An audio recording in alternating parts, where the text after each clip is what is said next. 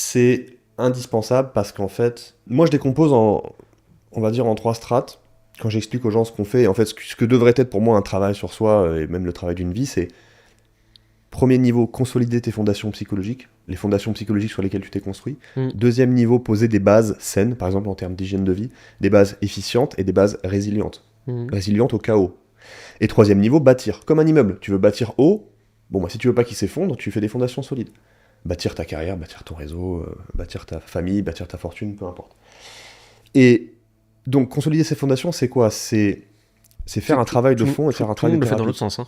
Tout le monde le fait dans l'autre On sens. fait Mais pourquoi ? famille, carrière, machin, etc. Ensuite, tiens, on va essayer de bouffer un peu correctement. Et ah merde, j'ai des traumas. Pourquoi ils font ça ? C'est super intéressant que tu me dis ça parce que je l'ai réalisé au fur et à mesure que je faisais des appels de vente, j'ai réalisé ça. En fait, pourquoi les gens bâtissent sur des fondations fragiles ? Parce que quand tu as des fondations fragiles, ça veut dire que tu as été traumatisé étant gamin et donc que tu t'es dissocié de tes émotions et ou de tes sensations, ou même de ton mental. Nous, on a plutôt des gens qui ont le mental qui turbine, donc ils sont dissociés de leurs émotions et ou de leurs sensations, de la sensation corporelle ou des émotions. Pourquoi le gamin s'est dissocié ? Parce qu'il a subi des traumatismes. Donc il se coupe d'une partie de lui-même pour ne pas crever, en fait. Parce que quand t'es gamin, t'es pas capable de supporter trop de stress, ça peut te tuer. Donc le corps enclenche un mécanisme de survie et de défense. Le problème, c'est que ce mécanisme-là, il continue à s'activer étant adulte, donc en fait, t'es dissocié d'une part de toi. Et ça te permet... Déjà, ça crée un besoin de se fuir. Parce que si t'es trop avec toi, si t'es trop proche de toi, si t'es trop unifié, tu vis la souffrance, tu vis le vide intérieur. Et donc t'as besoin de te fuir. Donc quand t'as 15 ans, tu fuis dans les jeux vidéo. Quand t'en as 25 et qu'en fait t'as compris que t'allais pas obtenir grand chose de la vie et il y a pas grand chose, t'allais jamais te gratifier beaucoup en jouant aux jeux vidéo, bah tu vas fuir dans autre chose.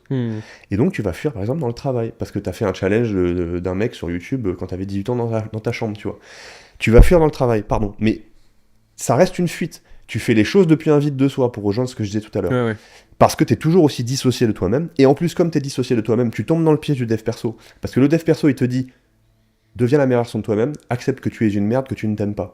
Accepte que tu n'aimes pas qui tu es et que donc, tu dois te dissocier encore plus de toi, devenir quelqu'un d'autre pour réussir à atteindre tes objectifs. Donc, ça te conforte dans ce que tu incarnais déjà, qui est tout l'inverse de ce dont tu as besoin, hein, parce qu'en fait, tu feras jamais les choses depuis un plein de soi et de manière alignée, tant que tu ne seras pas réconcilié avec toutes les parts de toi, même les plus honteuses, même les plus sales, même les plus perverses. Donc, tu te retrouves avec des mecs qui, au lieu d'aller faire un vrai travail de fond, d'aller se réconcilier avec eux, d'aller voir leur part d'ombre, d'aller guérir là où ils ont souffert, ils vont foncer dans leur pente égotique de se dissocier d'eux-mêmes et de devenir des machines, alors que c'est tout l'inverse de ce dont ils ont besoin, et c'est pour ça qu'on se rejoint sur ce truc de... Le vrai travail de fond, c'est d'aller faire de la thérapie, et le problème c'est que quand t'es tout puissant, tu te dis, je vais régler tous mes problèmes seul, personne ne va m'aider. Le souci c'est que ce travail de fond, tu peux pas le faire seul. Parce que, en fait, ton propre système, par réflexe de survie, t'a coupé de ça et t'empêche d'aller mettre toi-même les mains dans le cambouis.